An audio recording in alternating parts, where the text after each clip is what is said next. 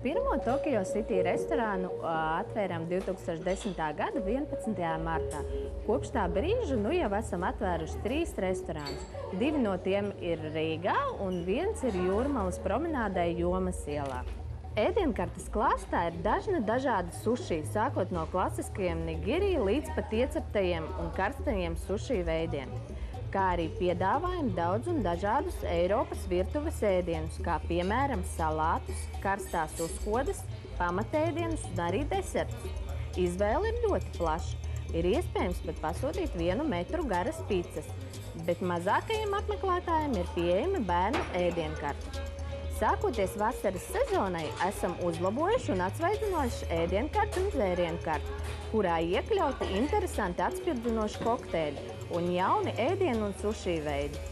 To visu ir iespējams nobaudīt ne tikai mūsu restorānos, bet ir pieejama piegāde uz mājām un ofisiem. Šo 2 gadu laikā esam izcīnījuši vietu Rīgas restorānu vidū un darbojamies ļoti veiksmīgi. To pierāda apmeklētāju skaits un zāles noslogojums restorānos. Pie mums valda brīva atmosfēra, laba mūzika un vietas sagaida smaidīgs un atsaucīgs personāls. Katru dienu restorāni ir atvērti no 11 līdz 11 vakarā, bet piekdienās un sestdienās pie mums ir iespējams atpūsties līdz pat 6 no rīta.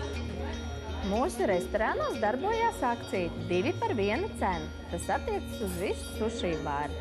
Gaidām jūs ciemos, jo esam pārliecināti, ka pat visizvēlīgākais gardēdis pie mums atradīs sev ko sirdī tīkam.